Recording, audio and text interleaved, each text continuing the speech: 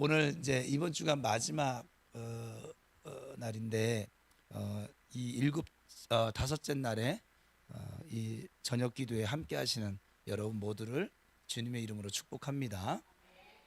이번 한 주간 동안 1월 달서부터 다 하지 않았어요. 다 하지 않았는데 좀 이 부분을 좀 나눴으면 좋겠다는 5가지를 이제 간추려서 그렇게 총 6가지가 하나 빠졌어요. 근데 이 5가지를 함께 나눴는데 오늘 이제 지금 여러분들이 제 앞에 와서 저 하가다를 하고 있는 이 말씀을 가지고 함께 하려고 합니다. 그래서 이 말씀을 나눌 때 이 한 주간 동안 주셨던 말씀들을 제가 마지막에 다 정리를 해줄 거예요. 우리에게는 잊어버리는 은사가 있잖아요. 그래서 또 잊지 말라고.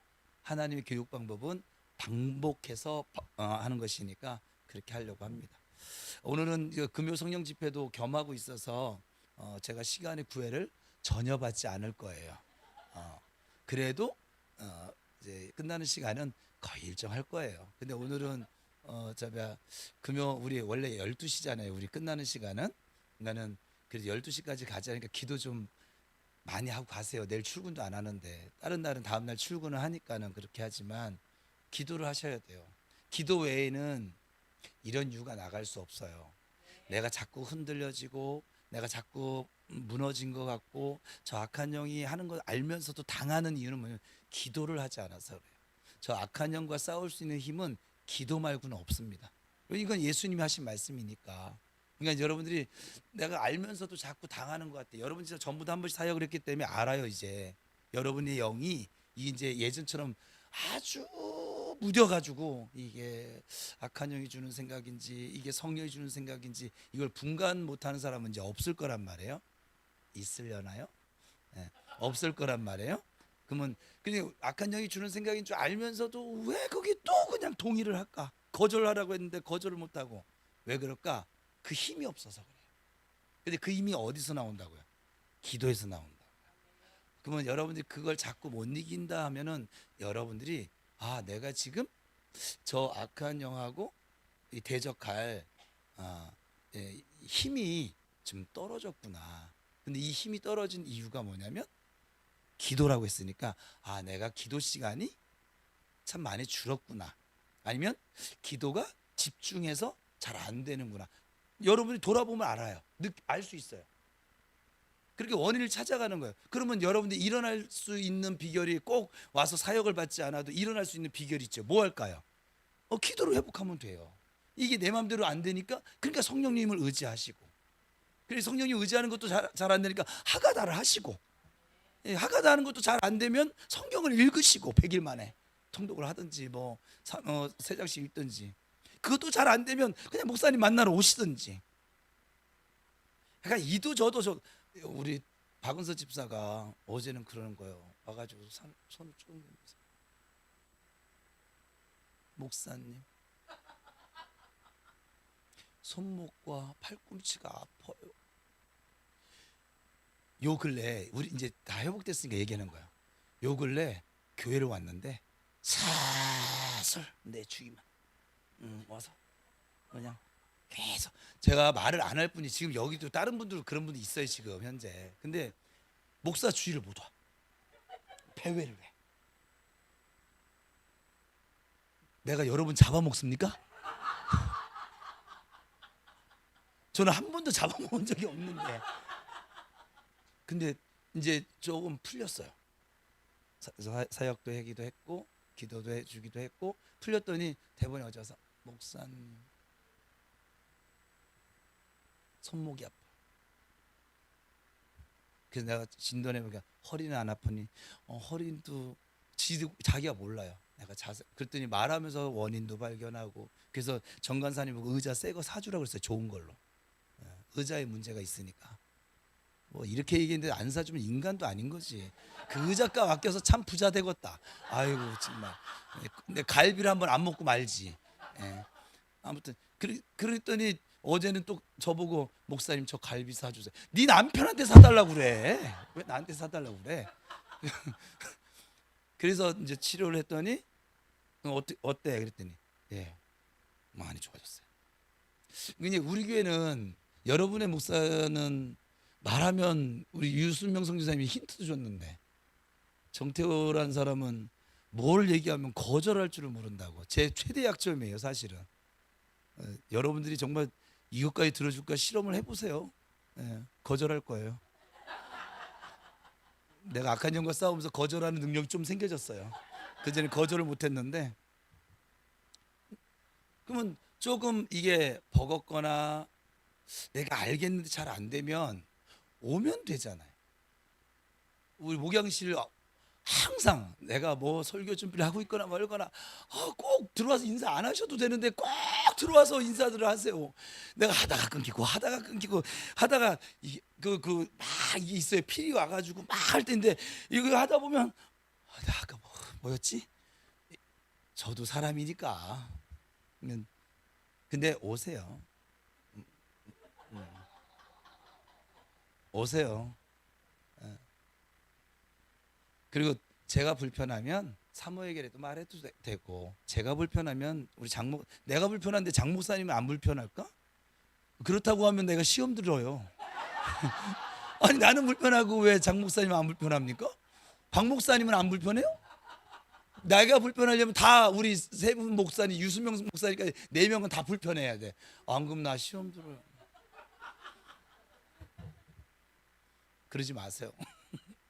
그러니까 좀 아니면 우리 지금 제가 사역자라고 부르는 이 사람들, 뭐 두 분 사모님 또 우리 권사님들에게 같이 그게 불편하면 얘기하세요. 그럼 권사님들은 듣고만 있으면 안 돼요. 저한테 말씀을 하시면 그분들이 안 오면 내가 갈 거야. 아니 아픈 채로 있지 마요. 힘든 채로 있지 마요. 가슴이 아파요. 하나님 우리 교회 얼마나 진짜 다른 교회에서 누릴 수 없는 걸 누릴 수 있도록 지금 이렇게 잔치를 벌려놨는데, 여긴 병원이기도 하고 여기는 약국이기도 하고 구약과 신약 맥이잖아요 지금. 그죠? 응? 약국이기도 하고 다 하는데 왜 뭐하러 아픕니까? 뭐하러 그렇게 혼자 그냥. 물론 있어요. 제가 이제 아는데 안 가는 이유는 하나님께 묻거든요. 제일 먼저는 하나님, 물으면은 내가 느끼는 게 다 맞더라고요. 여태까지 거의 100% 하면 또 내가 이단되니까 99.99%가 맞더라고요. 제가 저에게 주신 은사로 여러분을 보고 있으면. 그래서 물어보면 그러면 어떻게 제가 따로 불러내서 밥이라도 사 먹일까요? 함께하는 시간을 가질까요? 그럼 어떤 분은 그러면 좋지. 근데 어떤 분은 좀 둬봐. 좀 둬봐 하시는 분들은 왜 둬보라고 하는 줄 아세요? 스스로 일어설 근육을, 영적인 근육을 갖추게 하시냐고 하나님이 그렇게 하시는 거야. 우리 체육공원에 가서 전도팀이 오늘 왜 이렇게 이것도 긴데 이렇게 가냐? 체육공원에 전도 가면은 우리 전도팀의 체력 증진을 위해서 가서 전도는 안 하고 전부 다 이거 하고 뭐 이거 돌리고 막 이러거든요. 근데 그걸 하고 나면은 알이 배겨요. 이 없던 근육에 힘을 썼기 때문에. 근데 제가 가면은 이렇게 맷돌 돌리다 이 두 다리를 딱 버티고 두 다리를 올려가지고 두 다리를 빙글빙글 돌려요. 이 코어 힘으로. 여러분들 못해요. 처음에 하고 나서 제가 금요일 날 여기 섰는데요. 땡겨가지고. 근데 요즘은요 가가지고 좌로 5바퀴, 우로 5바퀴 이것도 하고 막 공중에 매달려서 그렇게 했는데도 배는 안 들어갔는데 근데 근육이 생겼나 봐요. 안 아파요. 거기 계신 그 이영구 어르신이 목사님 너무 한꺼번에 하면 다음 날 며칠 동안 고생합니다. 계속 협박하세요. 많이 하지 말라는 거지. 그런데도 불구하고 제가 막 75kg 발 프레싱하고 75kg 막 땡기고 밀고 막 다 하거든요 지금. 근데 안 아파요. 근육이 생겼나 봐요. 처음에 아팠는데. 똑같아요. 여러분이 영적으로 성숙하려면 이런 과정들이 있습니다. 그래서 여러분들이 좀 영적으로 힘겨움이 있는데 감당할 정도는 하나님이 그냥 두시는 거예요. 근데 이놈 더 뒀다가는 그냥 아주 뼈가 부러지겠구나, 아주 그냥 무너지겠구나. 그러면은 하나님이 저보고 정 목사가 좀 힘들더라도 가주면 그와 함께하는 시간을 가지면 좋지. 그러면 또 함께 합니다. 제가 아무튼 좀 그래요. 그러니까 여러분들 그냥 둔다고 사랑하지 않는 것도 아니고, 그냥 두는 이유는, 이게 헤매고 있는데 그냥 두는 이유는 영적인 근육을 지금 키우고 계시는 하나님의 은혜인 줄 믿습니다. 하나님의 그 마음을 잘 헤아리시면 신앙생활에서 왜 시험 듭니까? 신앙생활 안 하니까 시험 들지. 그렇죠? 오늘 그래서 설교 제목이 두려움에 맞서는 무기예요. 저 두려움은 악한 영이 가져다 주는 감정이거든요. 근데 저 두려움 때문에 모든 사람들이 할 수 있는 거를 못 해요. 그리고 도전도 못 해요. 그리고 저 두려움 때문에 자꾸 주저앉게 되어지고 숨게 되어지고. 여러분들이 말을 안 해도 제가 어떻게 하냐면 일단 숨어요. 우리는 아담의 후예라서 숨어요. 신기해요. 이거는 제가 여기 여러분 아닌 것처럼 표정들 하고 계신데 여러분들 흔들릴 때 다 숨었어요.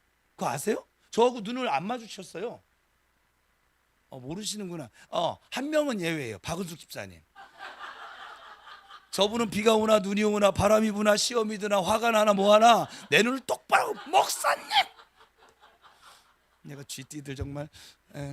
그러니까 그래서 박은수 집사님하고 내가 계속 이렇게 토킹 어바웃 하는 이유예요. 맨날 차에서 같이 있어서 그런지 아주 뭐 약간 얘기 잘해요. 막 아주 엄청나게 얘기 잘해요. 그래서 두려움에 맞서는 무기를 오늘 말씀 나눌 건데, 봐요. 안수 집사님 기다리냐고 여태까지 시간 끄는 거예요. 네? 우리 교회 고유명사잖아요. 어떤 사람들은 이제 설교로 들어갑니다. 어떤 사람들은 이 두려움이 큰 소리로 찾아온다고 생각을 해요.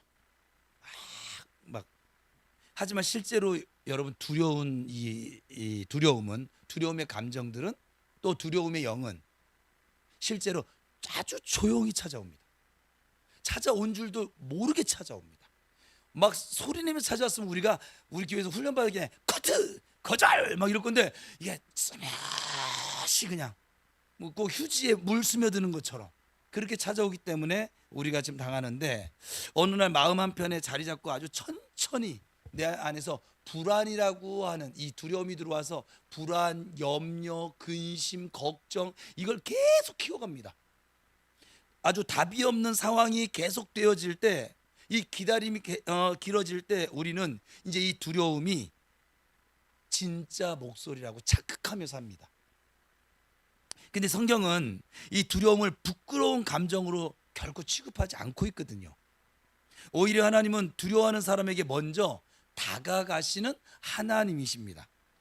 이사야서 오늘 본문 43장은 그런 하나님의 음성을 담고 있는 복음 중에 복음이에요. 하나님은 우리에게 두려워하지 말라고 말씀하시기 전에 먼저 우리가 누구인지 정체성을 말씀하고 계십니다. 제가 지금 성령 사역을 하면서 제일 먼저 아주 오랜 시간 동안, 그때 이제 안 계셨던 분은 어쩔 수 없어요. 동영상 돌려보세요. 그냥 저도 리바이벌은 못 하겠어요. 그러니까 오랜 시간 동안의 정체성에 대해서 계속 여러분들과 나눴어요. 왜냐하면 나의 정체성이 서지 않는 한 이 두려움을 맞설 수 있는 무기가 없어요.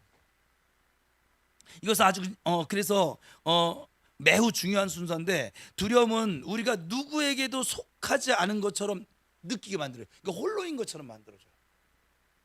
그래서 이 두려움이 오면 우리가 겁이 확 나는 이유가 그냥 세상에 나 혼자인 것처럼, 그냥 가짜죠. 거짓이죠. 우리에겐 누가 함께 하시는데? 정태호 목사가 함께 하시죠? 아니요, 하나님이 함께 하시죠. 박은서 집사가 함께 할까요? 정명국한테 함께 하겠죠. 하나님이 함께 하시잖아요. 근데 그것을 속여버리는 거예요, 그냥.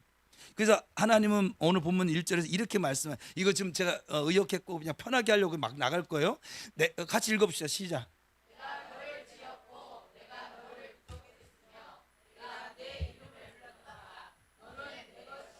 이게 우리 정체성이에요. 그러니까 이 말씀은 상황이 좋아져서 하시는 말씀이 결코 아닙니다.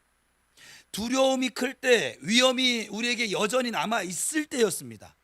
그래서 여러분, 관계가 먼저예요. 신앙생활은 항상 소속이 먼저예요.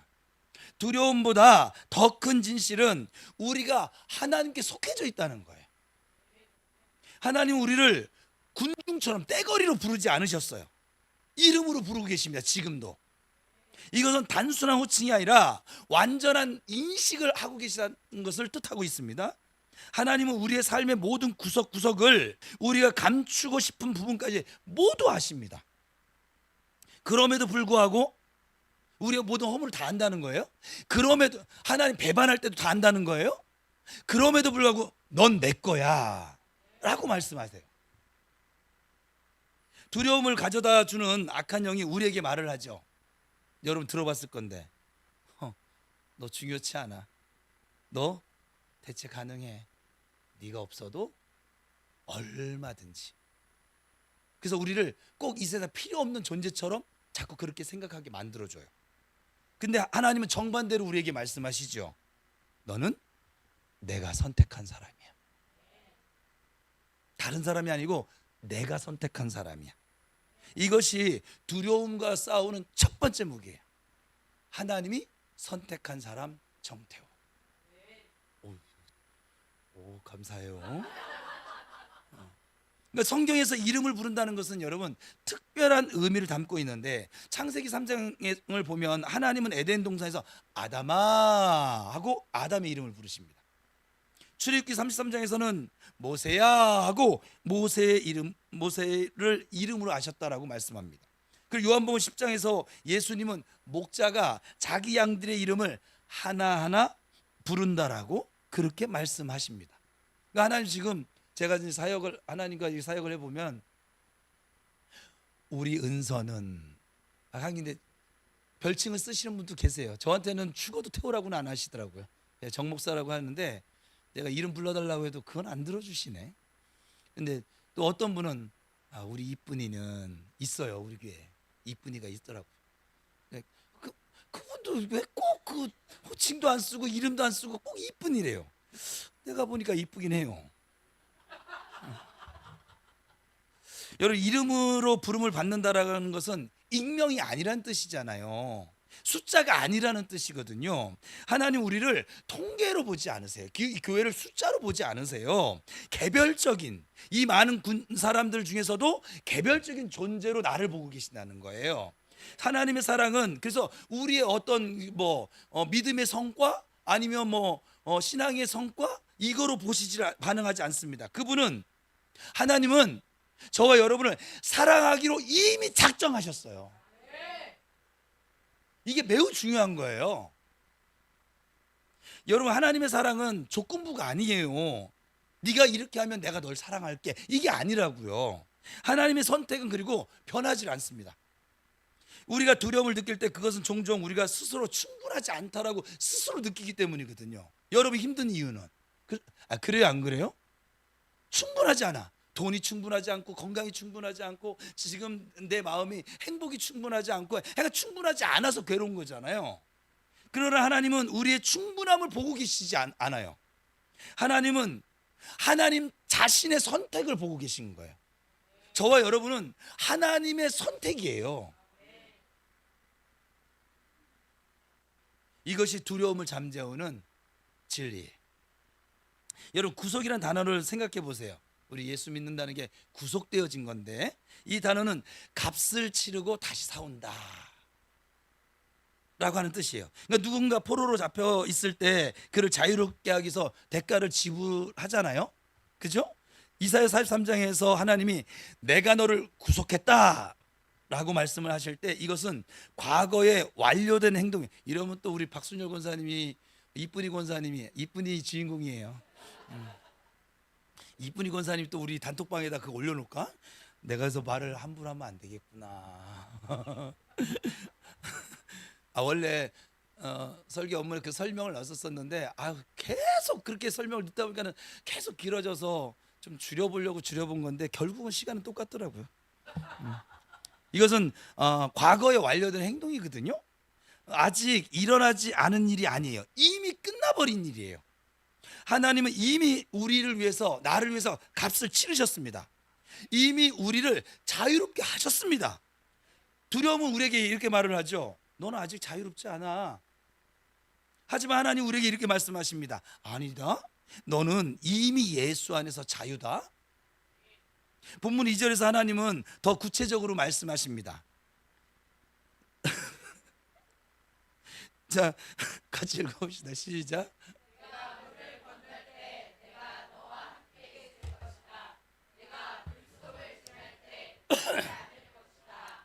자, 여기서 중요한 단어는 뭐뭐 할 때거든요. 만약이 아니에요.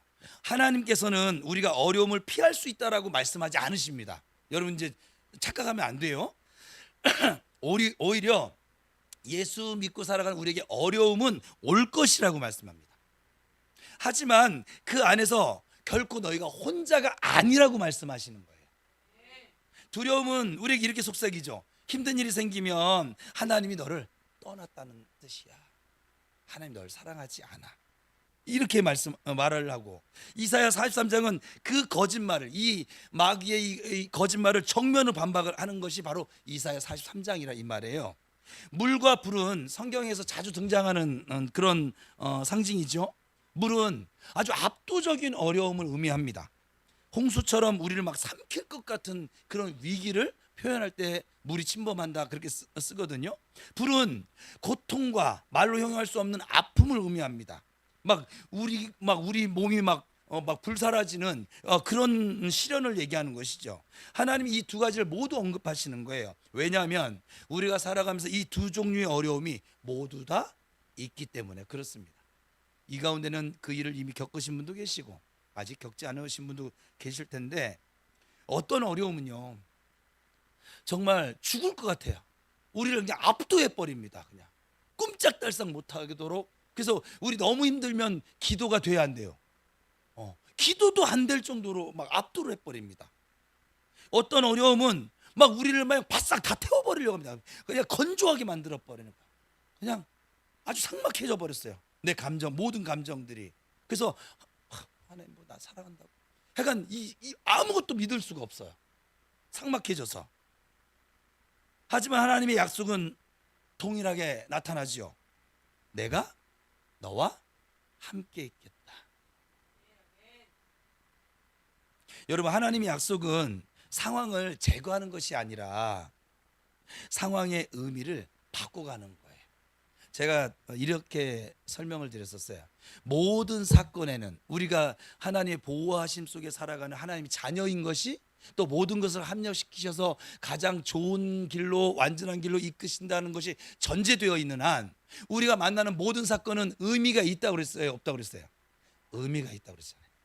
그게 구속사적인 생명을 살리는 의미가 있든지, 선교적 복음을 전하게 하는 의미가 있든지, 제가 그 전에 고생했던 고난의 그 의미는 지금 보니까 이렇게 목사되어져서 살아계신 하나님을 나타내는 데 의미가 있었던 것이었어요. 여러분, 물은 여전히 있어요. 불도 여전히 있습니다. 하지만 그것들은 더 이상 우리를 삼킬 수가 없는 거예요. 왜냐하면 하나님이 우리와 나와 함께 하시기 때문에 그렇습니다. 시편 66편 12절은 이렇게 말씀합니다. 시작.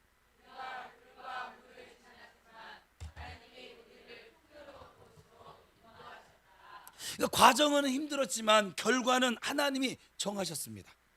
여러분 지금 훈련받고 있습니다. 과정은 힘들 수 있어요. 넘어졌다 일어섰다 답답할 수도 있어요. 근데 여러분의 마침내의 자리는 하나님이 이미 정해 놓으셨어요. 그 자리를 향해서 여러분들이 지금 그릇을 키우고 믿음의 지경을 넓히며 영적인 근육을 지금 하나님께서 만들어가고 계신 거예요. 그러니까 하나님은 지금도 일하고 계십니다. 여러분이 잘 때도 일하고 계십니다. 여러분이 어떤 일을 만나든지 하나님은 일을 하고 계세요. 누구를 위해요? 나를 위해 일하고 계시는 하나님이에요. 다니엘서 3장을 떠올려 보세요. 사드락, 메삭, 아벳느고가 불 가운데 던졌을 때 그들은 타질 않았습니다. 왜냐하면 이유는 단 하나예요. 하나님이 함께 거기에 계셨기 때문에. 느부갓네살 왕이 한번 쳐다봤더니 불 속에서 네 사람을 보았다라고 성경이 증언하잖아요. 뭐예요? 세 사람만 던져졌는데 근데 네 사람이 있었습니다. 그 네 번째 사람은 하나님의 천사였습니다. 이것이 오늘 본문 2절의 약속인데 우리가 불 속을 지날 때 하나님이 함께 계십니다. 그래서 우리는 불을 만나도 타지 않습니다. 여러분 오늘 본문 4절에서 하나님은 우리에게 우리의 가치를 선언하시는데 같이 읽어볼까요? 시작.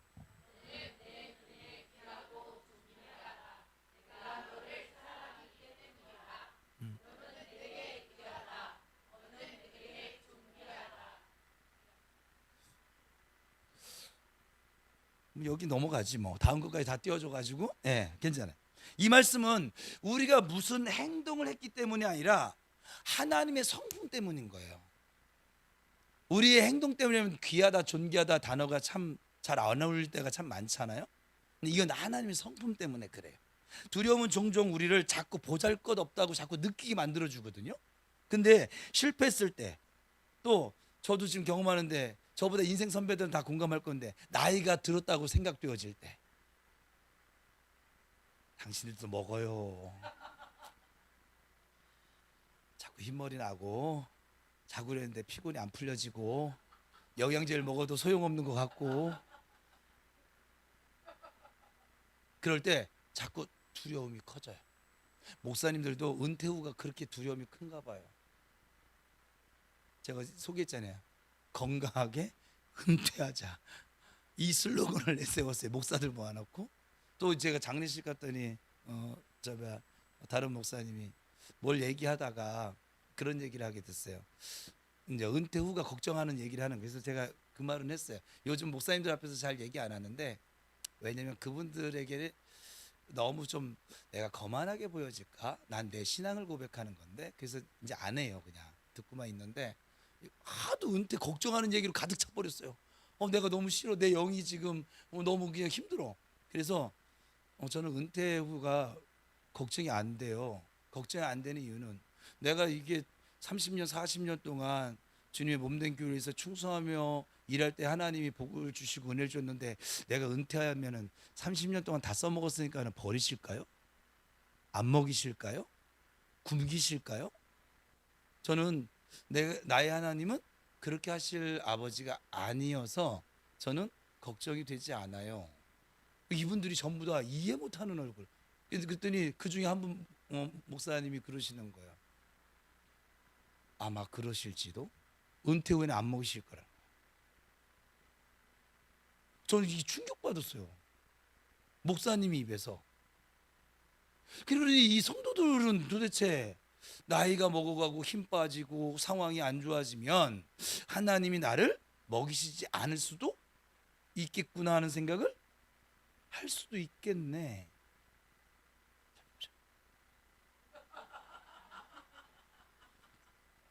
아무도 없네 여기. 그 믿음을 가지고 사세요. 하나님이 여러분이 잘할 때는 사랑해 주시고 여러분 못할 때는 사랑하지 않으시고 그런 하나님이면 글쎄요 저는 안 믿을 것 같아요. 왜냐하면 그런 사람은 현옥이도 있는데 그런 사람은 정명국도 있고 내 주변에 많아요. 정은아도 있고 잘해줄 때만 아빠지 뭐. 잘 못해주면 아빠 아니에요. 옆집 아저씨예요. 은서도 있고 잘해줄 때는 목사님인데 잘 안 해줄 때는 그냥 시커먼 얼굴을 가진 2대8 가르마 아저씨예요 그냥. 여러분 하나님을 자꾸 여러분의 그 편협되어진 생각으로 자꾸 하나님 만들지 마세요. 금송아지 신앙을 갖지 마시라는 거예요. 그냥 하나님은 하나님이세요. 제가 어제도 했지만 제발 하나님을 아주 쫌팽이스럽게 가난하게 무능하게 좀 그러고 좀 안 했으면 좋겠어요. 차라리 그런 생각이 들으면 입을 다물어 그냥 자꾸로 잠궈. 차라리 그거 말해서 이득될 게 하나도 없는데 뭐하러 말합니까? 그런 말하면 하나님이 그래 아유 옳은 말했다 바른 말했다 내가 그대로 해줄게 뭐 이러실까요? 좀 그런 생각이 들면 자꾸를 어떻게 오바로크 쳐줄까요 여기다? 아니 네가 말한 대로 내가 이룰 거야, 내 믿음대로 이룰 거야 하는데 어떻게 말을 이렇게 함부로 할까요 도대체? 여러분이 믿는 하나님이 그런 하나님이 좋겠습니까? 나는 그것도 난 사람들 심리가 웃겨요. 아 그럼 그 사람들은 왜 교회를 다닐까? 왜 뭐하러 예수 믿는다고 할까? 왜 뭐 때문에 남들 퇴근하고 좀 쉴 시간에 이 불금에 영화를 보러 가든지 데이트를 하든지 맛있는 걸 먹으러 가든지 그럴 것이지 이게 뭔 청승이에요 그래. 믿음 빼버리면 우리가 정말 세상에 가장 불쌍한 자들이거든요 지금. 아 그렇지 않습니까? 근데 우리가 가장 불쌍한 자가 아니라 존귀한 자인 이유는 하나님 때문이에요. 근데 내가 믿는 그 하나님이 그렇게 가치가 없으시고 무능하시고 쫄짱부시고, 어이구. 옆 사람 축복합시다. 우리 하나님을 경배하며 삽시다. 시작. 하나님을 자랑하며 삽시다.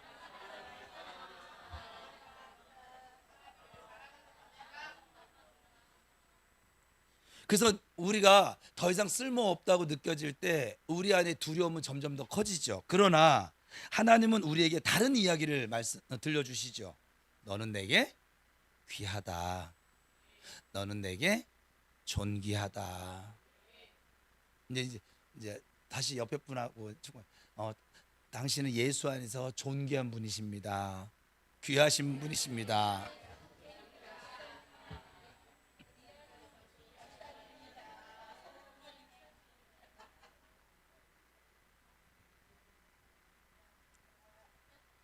귀하다는 말은요, 여러분, 값이 높다라고 하는 뜻이고요. 존귀하다는 말은 명예롭다라고 하는 뜻이거든요. 그 단어 자체가 하나님은 우리를 그렇게 보시는 거예요. 너는 가치가 매우 높아. 우리 가치가 누군데요? 예수님 가치잖아요. 너희들은 굉장히 명예로워. 그러니까 하나님의 명예를 지니고 있는 존재가 하나님의 자녀들이니까. 지금 뒤늦게 온 아들이 있는데 저 아들이 어디 딴 데 가가지고선 사고 치고 다니고 막 이러면은 누구 얼굴에 똥칠하는 거예요? 아 똥칠이 아니라 먹칠이라고 해야지. 상상으로도 싫으네. 예. 누구 얼굴에 먹칠하는 거예요? 아빠 얼굴에 먹칠하는 거예요. 우리가 하나님의 자녀잖아요. 우리가 명예롭지 않으면 하나님의 명예를 먹칠하는 결과를 낳거든요. 여러분들은 귀한 존재인 줄 믿으시기 바랍니다. 여러분은 예수 안에서 존귀한 분인 줄 믿으시기 바랍니다. 세상은 우리의 가치를 다르게 평가할 수 있어요. 사람들은 우리의 가치를 의심할 수도 있어요. 심지어 우리 스스로도 나의 가치를 부정할 수도 있습니다. 하지만 우리를 향하신 하나님의 평가는 변하지 않습니다. 마태복음 10장에서 예수님은 참새 2마리가 한 앗서리니 팔리지만 하나님 그 중에 한 마리도 잊지 않으신다라고 말씀을 하시거든요. 그리고 이렇게 덧붙이셨습니다. 너희는 많은 참새보다, 저는 저 단어에 더 귀하다. 근데 참새하고 비교하기에는 우리 존재가 너무 높으니까 덜을 뺐는데 참새보다 귀하다. 하나님 우리를 지금도 귀하게 여기십니다. 그분은 우리를 만드실 때부터 이미 사랑으로 만드셨습니다. 저는 우리가 얼마나 자주 스스로를 평가절하하는지 깨달은 적이 있거든요. 목회하다가 우리는 세상의 기준으로 나 자신을 재단해 버립니다. 내가 지금 뭔가 좀 잘 나가고 성공한 것 같으면 좀 가치가 있는 것 같고, 실패했으면 가치가 없는 것 같고, 그래서 성공했는가 실패했는가, 또 지금 인정을 받고 있는가, 지금 무시를 당하고 있는가, 이런 것에 자꾸 좌우되거든요. 우리 가치를, 스스로의 가치를. 하지만 하나님의 기준은 다르다는 거예요.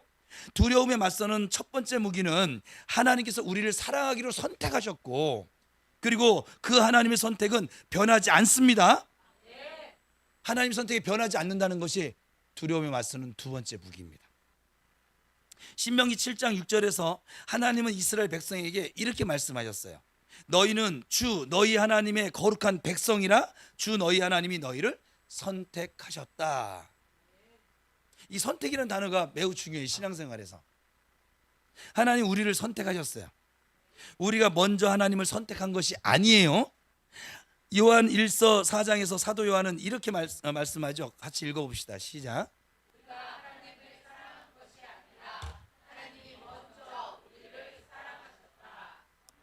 이것이 지금 오늘 지금 다루고 있는 이사야 43장의 정확한 핵심적인 메시지예요. 하나님 먼저 우리를 사랑하셨다는 거예요. 하나님 우리를 먼저 선택하셨다는 거예요. 하나님의 사랑은 어찌 보면 우리의 반응을 기다리지 않습니다. 하나님이 그냥 먼저 사랑하십니다.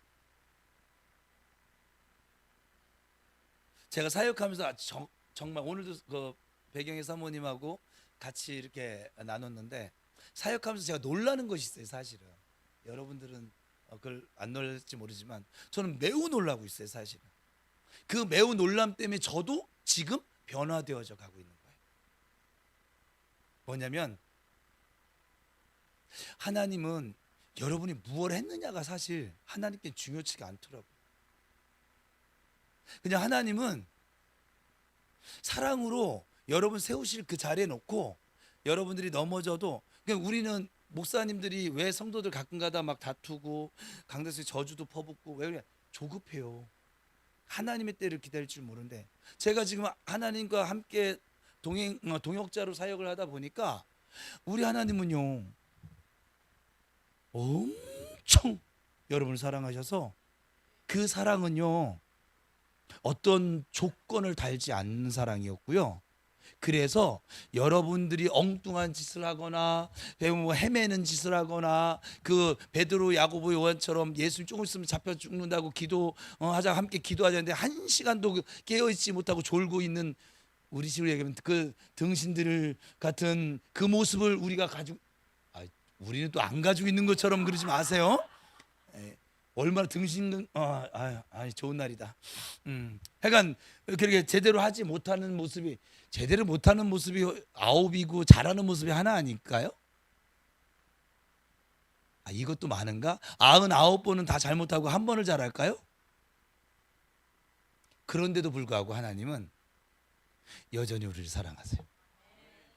저는 이게 너무 놀라워요. 제가 이제 목회 방향이 완전히 바뀌어졌는데, 저는 성도들을 무조건 축복할 거예요. 여러분들이 한번 은서가 계속 까불어봐. 까불어도 난 계속 축복할 거고, 덤벼봐요. 나 쥐띠들 나 계속 축복할 거야. 그냥 계속 축복할 거예요. 왜냐면 나의 하나님, 내 아버지가 여러분을 축복하래요. 이 민수기 6장에서도 명령하셨잖아요. 그리고 이사에서도 내 백성을 위로하라, 위로하라, 위로하라. 고린도서에서는 하나님을 사도 바울이 뭐라냐, 위로하시는 하나님으로 소개를 해요. 내 아버지가 위로하고 사랑해주고 축복해주는데, 내가 여러분을 미워하고 저주하고 또 뭐 있을까요? 위로의 반대가 뭐예요? 약간 절망을 안겨다주고 뭐 그럴 이유가 있어요, 없어요? 없어요. 하나도 없어요. 저는 나의 하나님은 나의 아버지를 사랑하는 사람이거든요. 그래서 오늘 본문 5절입니다. 두려워하지 마라, 내가 너와 함께 있다. 이 명령이 계속 여러분 성경을 보면 반복되거든요. 모세오경에도, 그리고 여호수아서에도, 그리고 사사기에도, 그리고 역사서에도, 선지서에도 계속 반복되어져 있습니다. 우리가 얼마나 두려워하고 살고 있으면, 또 저 악한 영이 우리에게 가장 강력하게 주는 감정이 뭐냐, 두려움이에요. 두려워하지 마, 내가 너와 함께하고 있어. 물이 다가와도, 불을 만났어도, 사망의 음침한 골짜기를 너희들이 지나가는 상황을 만나더라도 두려워하지 마, 내가 너와 함께하고 있어. 하나님은 우리가 얼마나 은혜를 쉽게 잊어버리는지 아십니다. 그래서 두려움은 우리에게 계속 돌아옵니다. 제가 이제 이렇게 가면은 이게 언제 끝나려나?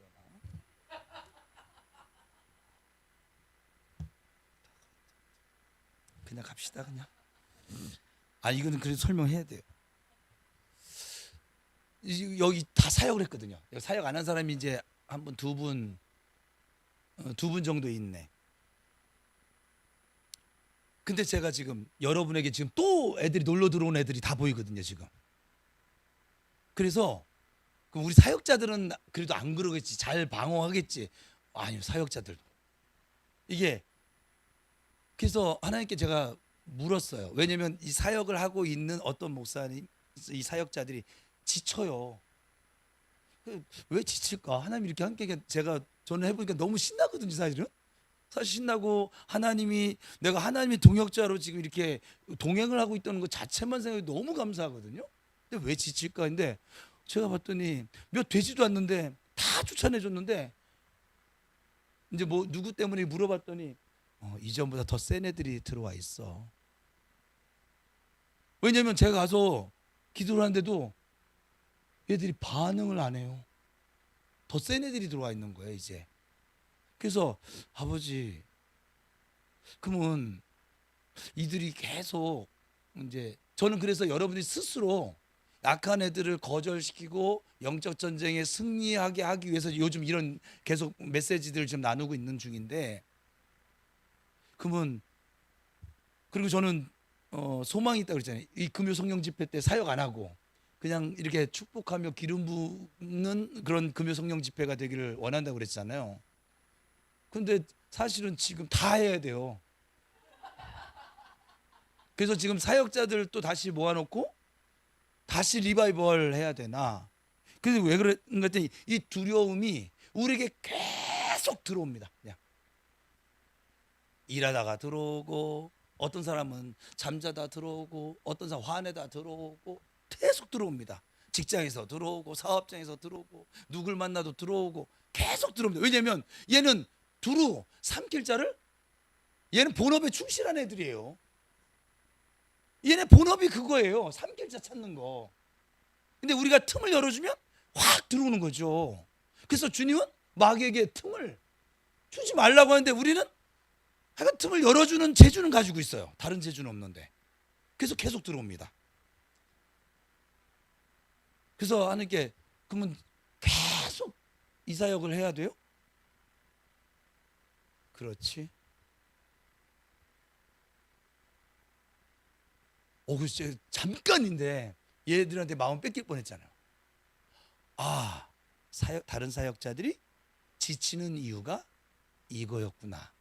쫓아내줬는데 또 들고 왔는데 더 센 애들 들고 왔어. 또 쫓아내줬는데 아닌 같은 거 같은 표정을 짓는데, 그러세요 계속. 그래서 여러분, 악한 애들이 계속 반복돼서 우리에게 자꾸 들어오잖아요. 그래서 하나님의 약속도 우리에게 계속 반복되어집니다. 이 하나님의 말씀의 검이 그 아이들을 무찌르는 무기가 되니까. 그래서 자꾸 성경에 보면 두려워하지 마, 두려워하지 마. 내가 너와 함께하고 있잖아. 이걸 잊을만 하면 하시고, 잊을만 하시면 하시고, 잊을만 하면 하시고. 옆 사람 축복합시다. 두려워하지 맙시다. 하나님이 당신과 함께하고 있습니다.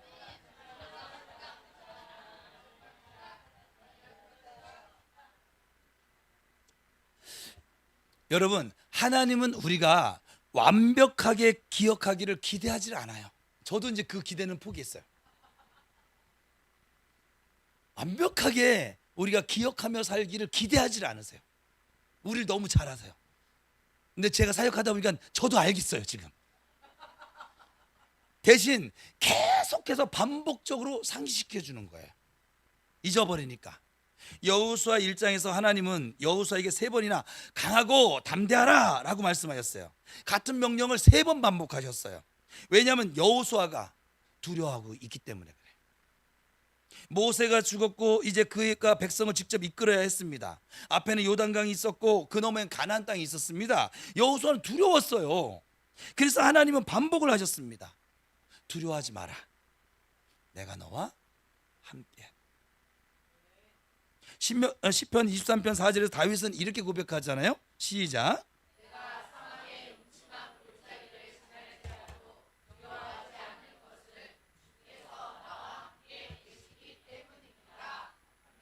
그러니까 두려움은 내가 혼자라고 느껴질 때 가장 커집니다. 하지만 하나님이 함께 계시면 두려움은 더 이상 힘을 쓸 수가 없습니다. 이사야 43장을 통해서 하나님 우리에게 이렇게 가르치십니다. 용기는 독립에서 나오지 않는다. 용기는 동행에서 나오는 것이다.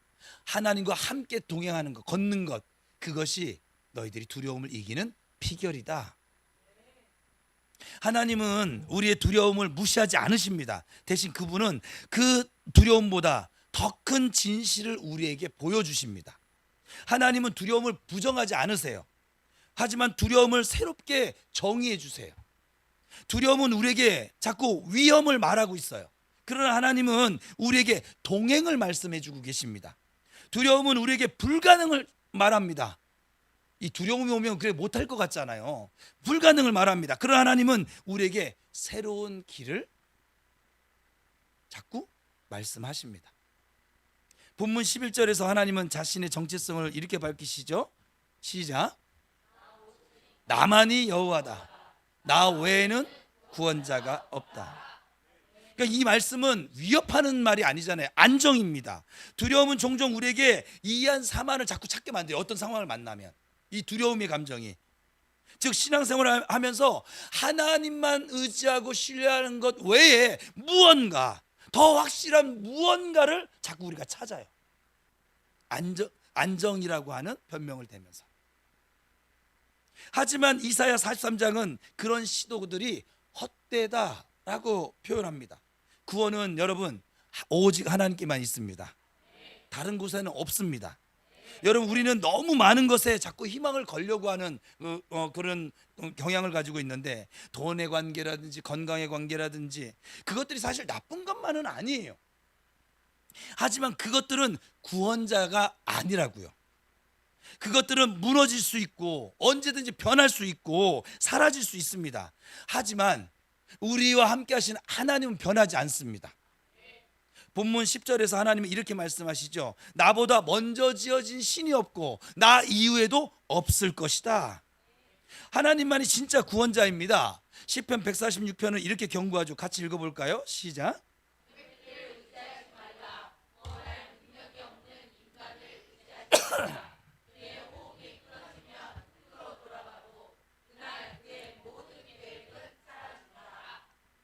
이것이 인간의 한계예요. 저와 여러분의 한계예요.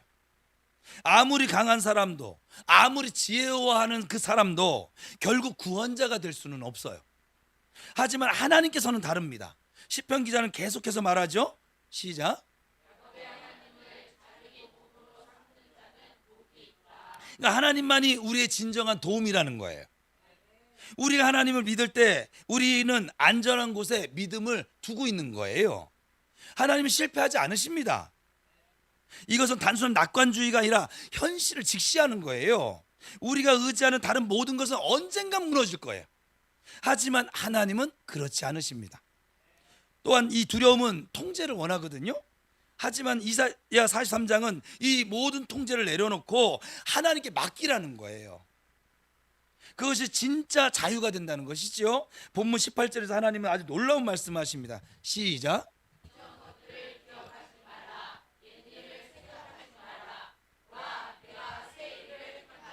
어제 갑자기 우리 김은아 청년이 나한테 와가지고 목사님 저 하가다 할게요. 생뚱하게 막 와가지고 전무 그거 사장 없어 그냥. 그러더니 하가다를 하는데 틀려요. 왜 틀리지? 순간적으로 내가 당황했어요. 우리 하가다 뭐예요? 보라가 시작이잖아. 근데 저희가 와가지고 이전 일들을 기억하지 말며, 내가 그래서 하가다 본문이 바뀌었나? 날 순간적으로 착각하게 만들었어요. 저도 이제 19절만 하가다 하다 보니까 18절을 이제 잊어버린 거지.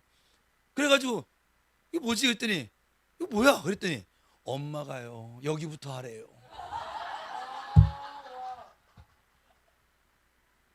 훌륭한 엄마 두셨습니다. 그러니까 저희는 남들은 다 19절만 하는데 저희만 혼자 18절 19 욕심이 많아. 그 18절까지 그래서 설교에 지금 이걸 넣은 거예요. 오늘 게 설교 시간 길어진 이유를 설명하고 있는 중이에요. 이걸 설명하면서 또 늘어났어 지금 시간이. 이것은 과거를 지우라는 말이 아니에요. 과거가 나의 오늘을 지배하지 못하게 하라는 말이거든요. 두려움은 자꾸 우리의 과거를 반복 재생시킵니다. 리플레이를 시켜요. 실패했던 일, 잃어버렸던 거, 무너졌던 거, 이루지 못했던 거, 기도 응답이 안 됐다라고 생각하는 것들, 이것을 계속 떠오르게 합니다.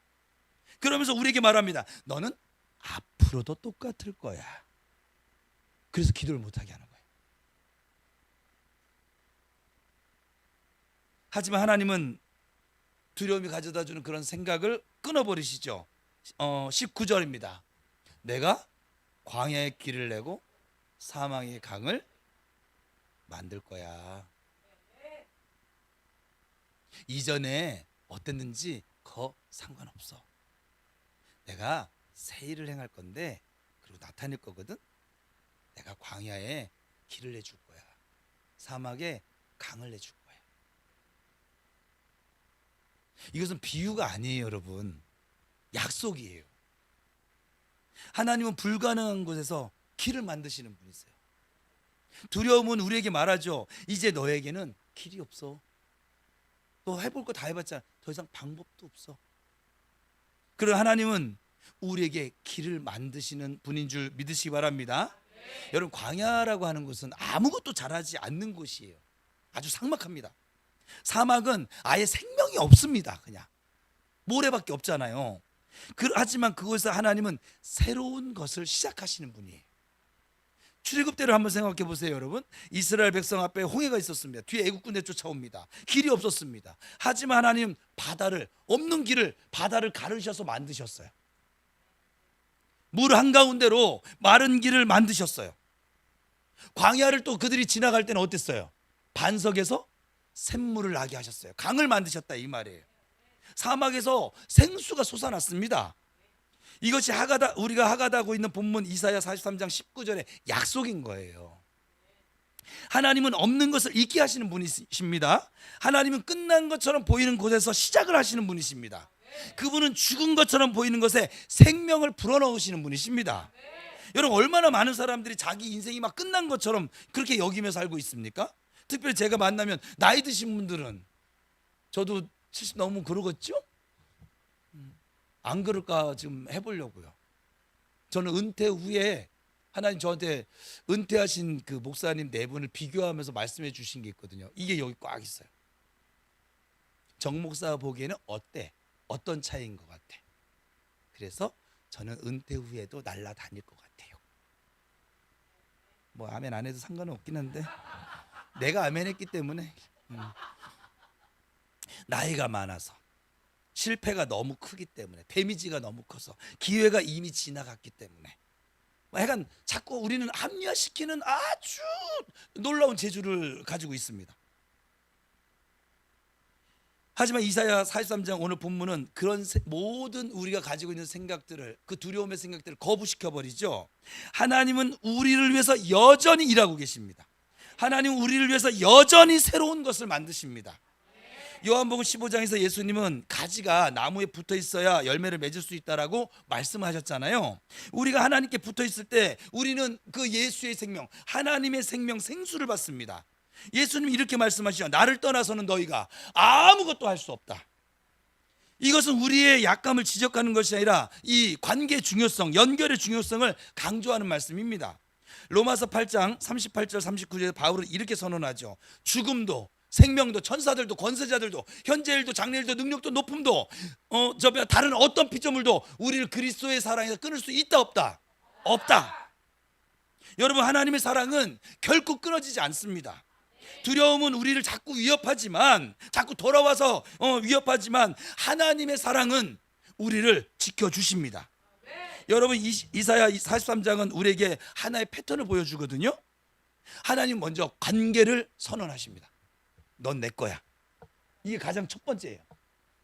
두 번째는 구속을 확인시켜 줍니다. 내가 너를 좀 더 나가면 구원한 너의 아버지야. 세 번째는 구원만 해놓고선 나 몰라라가 아니라 내가 동행을 약속하십니다. 내가 너와 함께 할 거야. 임마누엘이죠. 그리고 우리의 가치를 선언해 주십니다. 너는 보배롭고 존귀해. 내게 귀한 존재야. 그리고 우리의 그 앞일, 미래를 열어주세요.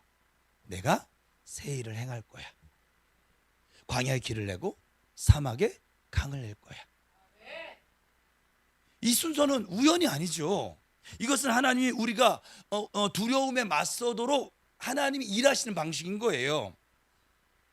빌립보서 4장 6절에 7절에서 바울은 이렇게 권면하죠. 같이 읽어봅시다. 시작.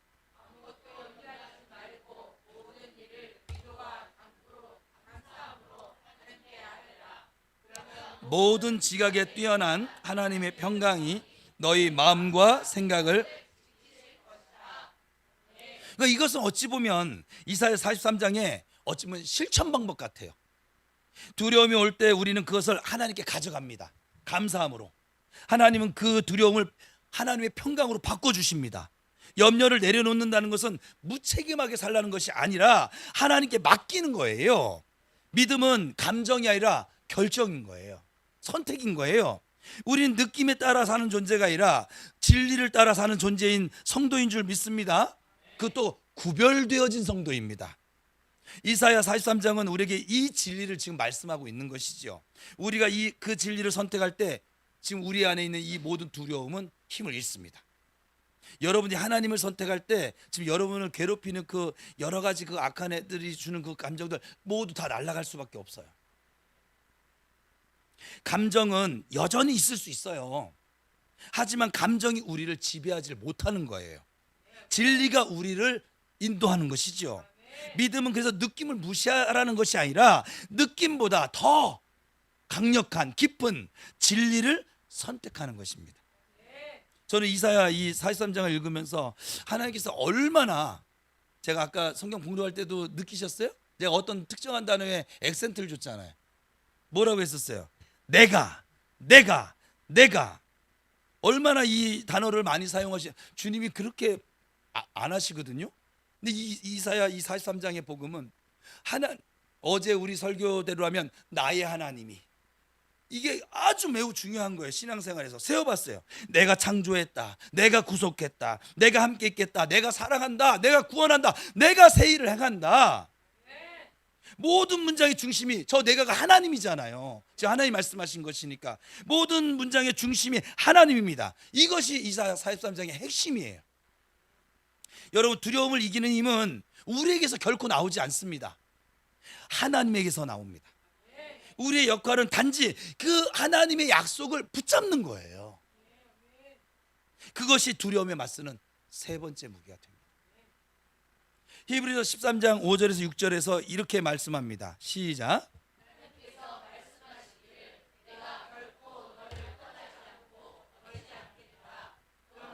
우리는 담대히 말할 수 있습니다. 주님이 나를 돕는 분이시니 내가 두려워하지 않겠다. 이것은 이사야 43장의 약속이 신약에서도 계속 반복되어지는 것. 두려움이 계속 반복해서 들어오니까 주님도 계속 반복한다고 그랬잖아요. 하나님은 우리를 결코 떠나지 않으십니다. 히브리서 저자는 이 구약의 약속을 인용하면서 그 약속이 여전히 지금도, 오늘도, 내일도, 앞으로도 유효하다라고 지금 선언하고 있는 것이죠. 여러분, 이사야 43장은 우리에게 두려움을 제거하는 방법을 가르쳐주지 않아요. 사실은 대신 두려움과 함께 살아가는 방법을 지금 말하고 있는 거예요. 우리에게 두려움은 있을 수 있어요. 하지만 그 두려움이 우리의 삶을 주장하게 내버려둬서는 안 된다는 거예요. 하나님의 목소리가 우리의 삶에 더 커져야만 합니다. 하나님의 약속이 우리 인생에 더 선명해져야 합니다. 그러면 두려움은 여전히 우리에게 다가와 속삭이지만 우리는 더 이상 그 두려움이 가져다 주는 소리에 순종하지를 않게 되는 것이죠. 여러분, 하나님의 음성을 듣는 것은 특별한 은사가 사실은 아니에요. 이 부분은 나눌 거예요. 이제 앞으로 금요일 날 나눌 거예요. 그것은 우리가 하나님의 음성에 귀를 기울이기로 선택하는 거예요. 이사야 43장은 이 하나님의 음성을 지금 담고 있습니다. 하나님의 약속이 담겨져 있습니다. 우리가 이 말씀을 반복해서 읽을 때 하나님의 목소리는 점점 더 우리에게 익숙해져 갈 것입니다. 두려움의 목소리보다 더 익숙해질 것입니다. 그러면 두려움이 올 때 우리는 분별할 수 있어요. 알아차릴 수 있어요. 그리고 하나님의 말씀의 검으로 우리가 대답할 수 있고 거절할 수 있고 물리칠 수 있는 것이죠. 시편 27편 1절에서 다윗은 이렇게 선언하지요. 시작.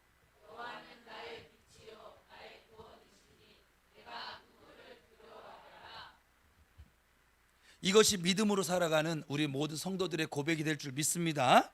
여러분, 두려움은 우리에게 여전히 다가오고 오려고 시도할 거예요. 앞으로도 시도할 거예요. 하지만 하나님의 약속이 더 강합니다. 하나님의 존재가 더 확실합니다. 그래서 우리는 예수 안에서 결코 두려워하지 않습니다. 다윗은 계속해서 말합니다. 여호와는 내 생명의 요새시니 내가 누구를 무서워하랴. 요새는 안전한 곳이죠. 하나님이 우리의 요새이실 때 우리는 안전하게 거할 수 있습니다. 여러분, 이사야 43장은 우리에게 아주 단순한 메시지를 전합니다. 우리 같이 한번 읽어볼까요? 시작.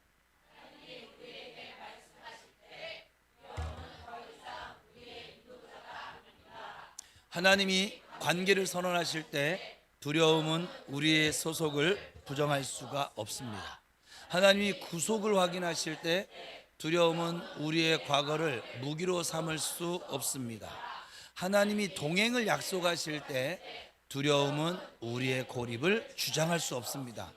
하나님이 우리의 가치를 선포하실 때 두려움은 우리의 무가치를 속일 수 없습니다. 하나님이 유일성을 밝히실 때 두려움은 우리에게 대안을 제시할 수 없습니다. 하나님이 우리의 미래를 여실 때 두려움은 우리에게 절망을 강요할 수 없습니다. 이사야 이 43장을 저는 지금 진행하고 있는 보라 내가 새 일을 행하리니, 이 말씀이 여러분들이 어떤 두려운 상황을 만나고 어떤 어려운 마음의 무거움을 만났을 때마다 선포했으면 좋겠어요. 우리 예수 믿는 사람들에겐 복음인 거예요. 이사야 43장 19절 하가다는 우리는 지금 선택 앞에 서 있는 거죠. 넌 두려움의 목소리를 따르며 살래? 아니면 하나님의 목소리를 따르며 살래? 이 두 목소리는 동시에 우리에게 말을 합니다. 하지만 우리는 누구에게 귀 기울일지 결정할 수 있어요. 선택할 수 있어요. 그건 내 몫이에요. 이사야 43장을 통해 하나님은 우리에게 하나님의 목소리를 선택하라고 권면합니다. 그 목소리는, 그 하나님의 소리는 더 진실하고 더 안전하고 더 확실합니다. 어디서 많이 봤죠? 여호수아 24장에서 여호수아가 이스라엘 백성들에게 또 이 선택을 말하고 있잖아요. 여러분, 두려움은 다시 서론으로 돌아가서 큰 소리로 우리에게 다가오지 않습니다. 하지만 하나님의 음성은 우리 더 깊은 곳에서 우리에게 다가옵니다. 그 하나님의 음성이 내 안에 들려질 때 두려움은 저절로 물러갑니다. 우리는 그것을 붙잡으시면 됩니다. 그 하나님의 소리를 붙잡으시면 됩니다. 그 하나님의 약속을 붙잡으시면 됩니다. 영광이대로 하면 영의 생각을 붙잡으시면 됩니다. 말씀을 정리해 보면 우리가 두려움에 맞서는 무기는 첫 번째는 나는 하나님께서 선택한 사람이다. 두 번째, 그 하나님의 선택, 나를 선택한 하나님의 선택은 변하지 않는다. 내가 뭐 기도를 못했다든지 쓰러졌다든지 또 악한 영이 휘둘린다든지 그 선택은 변하지 않는다. 세 번째, 하나님께서 나에게 주신 그 약속이 바로 이 두려움에 맞서는 무기인 줄 믿으시기 바랍니다. 하나님께서 우리에게 10일 저녁 기도회를 허락하시고 은혜를 주시고 계십니다. 이제 한 주간 지나갔습니다. 오늘 밤에는 이렇게 말씀하신 것이죠. 나의 음성을 들으며 나의 것으로 담대하게 살아봐. 너 내 거야. 내가 너를 위해 새 일을 행하는 너의 아버지야. 내가 너의 광야 같은 삶에 길을 만들어 줄 거야. 내가 너의 사막 같은 인생에 강을 만들어 줄 거야. 그걸 모르겠어 이 정목사. 정목사니까는 남의 얘기 같죠. 그걸 모르겠어 이 정간사야. 그걸 모르겠어 박목사. 그걸 모르겠냐고 이 장목사야. 시험 안 될 사람만 하고 있는 중이에요 지금. 그걸 모르겠니 은영아? 해달래요. 하나님이 오늘 밤에요. 이거 너무 중요해요. 이 한 주간 이 말씀을 다 아우르는 말씀이거든요. 내가 너와 함께하고 있잖아. 너 내 거잖아. 지금 내가 너를 위해서 지금 일을 하고 있는 너의 아빠야.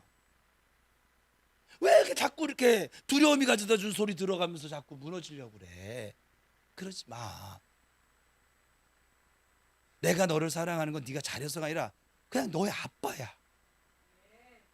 너 지금 광야 같은 길 걷고 있다고 생각해? 내가 길 내줄게. 너 사막 같은 삶을 살고 있다고 생각하고 사니? 그러면 내가 거기다 강을 내줄게. 나는 반석에서도 샘물 내는 물을 생수를 뿜어대는 아버지고 홍해도 가르는 너의 아버지야. 아, 그걸 모르겠어? 은수가 이러시는 거예요 지금. 은수가 있으니까 끝에 숫자로 돌아가는 사람 다 해당되는 거예요. 그러므로 너희는 너희를 위해 세상을 이겨놓은 예수 안에서, 이거 지금 한 주간 걸 지금 우리 하가다 거 총 정리했어요. 제가 이렇게 만들어 봤어요 그냥. 예. 뭐 또 띄워놓고죠 뭐. 우리 소식란에 그죠? 요즘은 아우 내가 설교문을 사실 이번 기도에는 안 만들려고 그랬거든요. 너무 피곤해요. 할 거 다 해가면서 이거 다 만들어야 되니까 또 만들려니까 또 조사도 틀리면 안 되겠고 막 문장도 가끔가다 내가 다 올려놓은 다음에 나중에 보면 또 틀린 애가 또 있어.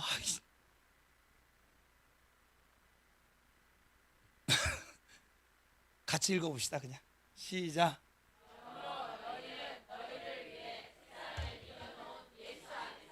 너희의 모든 필요를 풍성하게 채워주고 있는 너희의 아버지인 하나님과 성령의 능력 가운데 함께 동행하면서 날마다 오직 믿음으로 감사하며 말씀을 순종함으로 따라오면 마침내 두려움을 떨쳐내고 내가 너에게 주는 평안을 예수 안에서 누리며 오직 하나님의 말씀을 이루는 나의 참된 일꾼으로 세워질 거야 라고 지난 한 주간 동안 5일 동안 우리에게 말씀하셨습니다. 여러분 지금 5일 말씀 다 기억나요? 지금? 하가다 말씀이 다 들어갔는데 제가 저거 맞추냐고 꽤나 머리를 좀 썼어요.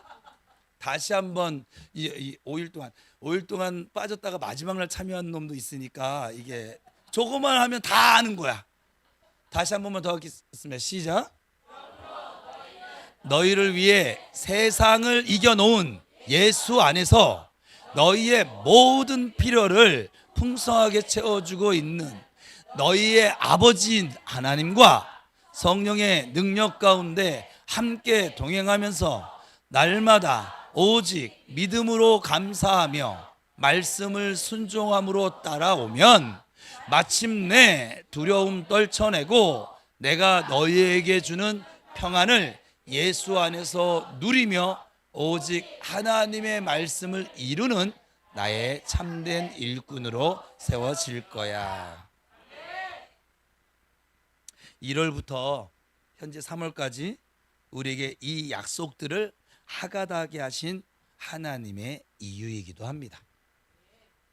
우리 모두 한 주간 동안 은혜로 주신 하나님의 진리의 말씀들을 마음에 담고 하가다하시며 살아가심으로 우리에게 수도 없이 반복해서 찾아오는 이 두려움들을 몰아내고 모든 것에 뛰어나신 하나님의 평강이 예수 안에서 진리를 따라 살고자 하는 우리의 마음과 생각을 지켜주신 은혜가 넘치시기를 주님의 이름으로 축원합니다.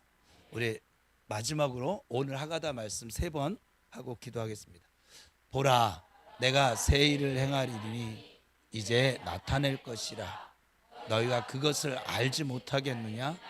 반드시 내가 광야의 길을 사막의 강을 내리니 보라, 내가 새 일을 행하리니 이제 나타낼 것이라. 너희가 그것을 알지 못하겠느냐? 반드시 내가 광야의 길을 사막의 강을 내리니 보라, 내가 새 일을 행하리니 이제 나타낼 것이라. 너희가 그것을 알지 못하겠느냐? 반드시 내가 광야의 길을 사막의 강을 내리니. 이사야 43장 19절 말씀 기도하겠습니다.